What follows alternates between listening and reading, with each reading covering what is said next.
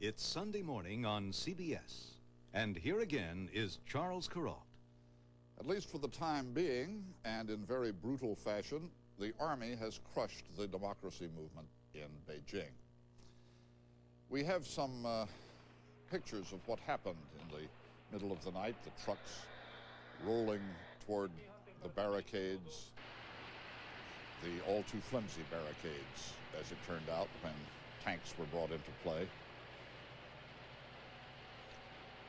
This was what most of the students believed never could happen. Over and over in China, we heard them say, the People's Army will never attack the people. And when it came time to fight back, the people had only paving stones to fight with.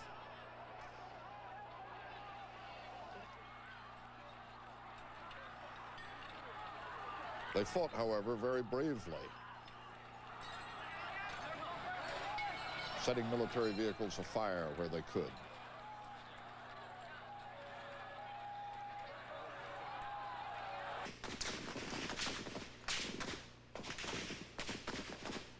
And in the darkness, the sound of gunshots, a situation that was chaotic and ominous and jittery.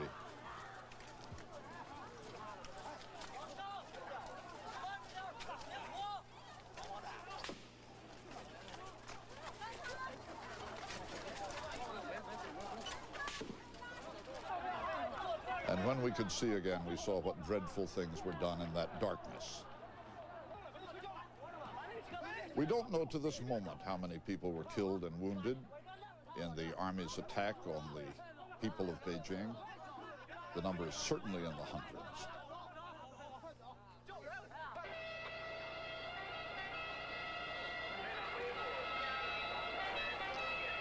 So many people were killed and wounded that the number overwhelmed the available hospital space in Beijing, as you can imagine. The reports of people being treated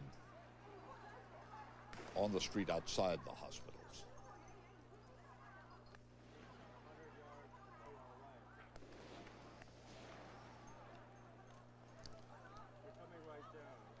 In the midst of all this, on a street corner about a block from Tiananmen Square, CBS News correspondent Richard Roth and cameraman Derek Williams, who made these pictures of the young rock throwers trailing a column of the Army, disappeared.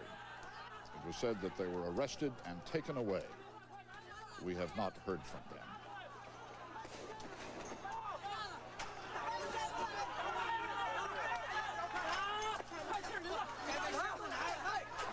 These are the last pictures made by Derek Williams just before an Army group came up from behind, grabbed his camera and the connected tape recorder, and took the CBS News cameraman away with correspondent Roth.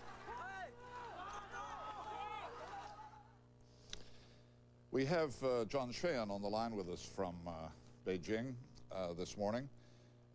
Good day to you, John. Have we heard anything yet about our two missing people? Charles, we have made all the inquiries we can make. So has the United States Embassy and the New Zealand Embassy. Derek Williams is a New Zealander. But so far, there is just no information on the whereabouts of our people. I'm very sad to tell you. I suppose there are a lot of people wondering where their friends and family are in Beijing today. Can you just describe the situation? What do you see when you walk out into the streets? Well, Tiananmen Square, of course, is firmly in the hands of the military, and what once was this country's symbol of power is now its symbol of tragedy and shame. The streets, of course, are full of rubble, burning military vehicles. People do gather around, but there has been a good deal of indiscriminate shooting still going on today. The military patrols the city. They fire at the people. New casualties are coming into the hospitals, and many of the hospitals have long since run out of medical supplies. So many dead, it's hard to imagine. And Charles, we're never going to know what the true number is, because daring bands of students have been going out to recover the bodies of dead workers and students, but at the same time, the military is recovering as many bodies as they can and whisking them away immediately to crematoria in what seems to be an effort to conceal the number of the true number of how many people died in all of this. John Shan reporting from Beijing, reporting what really is a case of a government turning against its people. We have the opportunity to ask Dan Rather if he agrees with that analysis. Good morning, Dan. Good morning, Charles. Charles, you recall, I know you vividly recall, when we were there, that the students right up through rank-and-file people on the street, and particularly the older people in the country, said the People's Liberation Army will never kill Chinese people. Burned in my mind this morning, in addition to seeing those students attack tanks, you know what courage, what guts it takes to attack a tank with rocks in your hands. Incredible. But the image that sticks in my mind are the speakers, those student loudspeakers of Tiananmen Square. As the tanks and the soldiers took them down, the last words out of those speakers were, "Chinese people do not kill Chinese people. Chinese people do not kill Chinese people." That's what the speakers were getting out. And to me, the absolute tragedy seems to be such a small word of this, is that the Chinese themselves, they really believe that the Army would never fire on them. And you know, it didn't have to be. You and I agreed, I think, when we were there together, that all it would have taken, say 2 weeks ago, was a statement on the radio by Li Peng saying, "We thank the patriotic students for pointing out the problems of the society, and we accept your criticism." I believe if he had done that, it all would have ended, at least for the time being, peacefully. I agree with that, Charles, and there were several points at which the students, it struck me, and a lot of people who were there, could have been dispersed and would have been dispersed peacefully. However, the underlying rumble of the volcano that has now erupted in China is that they have seen and heard what some of the rest of the world has: freedom, ability to make decisions in their own lives, and they're going to have some. They're going to have it either peacefully or, as it turns out, violently, but they're going to have it. If it could have been ended peacefully, why wasn't it? Why did the leadership decide to act so forcefully and so brutally? Well, the honest answer is I don't know, and I don't know anyone who does know. We do know this, that China's leadership at the top is old, it's doddering, it's out of touch. Deng Xiaoping, who for 10 years built himself into one of China's great heroes, now in Beijing, they're calling him the butcher of Beijing, but an old, out-of-touch hierarchy that's trying desperately to cling to the old ways, the old Marxist, Leninist, Stalinist line, and desperately trying to hold on, I suppose, is the reason that out of desperation, they said, listen, the only thing we have left is sheer force, let's use it. There's a bit of tragedy in that, too, isn't there? Deng Xiaoping was in position to be remembered in Chinese history as the great reformer, the man who gave peasants land, the man who opened the country to the rest of the world. And the great reformer undoubtedly now will go down as the man who butchered the people of Beijing one night in June.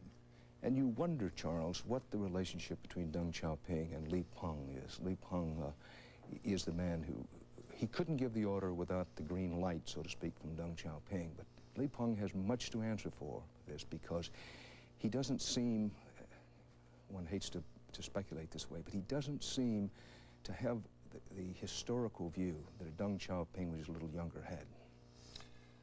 In any case, I wouldn't be surprised, would you, to see, as events move on, to see Li Peng sacrificed in some way we haven't even thought of take over the leadership of China. It seems to me that Li Peng, who now cannot even show his face in the streets of his own country, can't possibly hang on as prime minister for very long. Of course, as a reporter, you never say never, but I just can't see how he could. with the image of an 18-year-old girl run over and crushed by a tank. Those images are flashing across China today, not by television, by the way, by word of mouth, and the word will spread. I can't see it. It seems inevitable Deng Xiaoping steps down or dies at his age. They may try to hand it over to Li Peng, but I would say no way. It's hard to talk about now with those pictures we've just seen, like the end of a war in the center of Beijing. But do you think the student movement, this spirit of democracy that swept ordinary people for those wild and jubilant days, will rise again? Definitely. I see no way that it won't, and my guess is sooner rather than later. You know, one thing, Charles, I saw it again in this morning's paper, that some people who have not been to China say, well, this was a made-for-television event. You and I know better. This was a spontaneous movement that came from within the people. It would have happened, and I think it may have played itself out this way, whether they had been television or not. Well, we can end this conversation on a happy note, I think, Dan.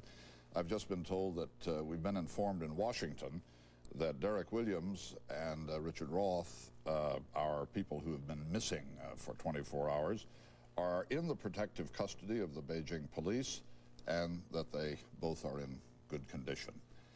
Thank you for joining us. Thank you, Charles, and what a nice note to end it on.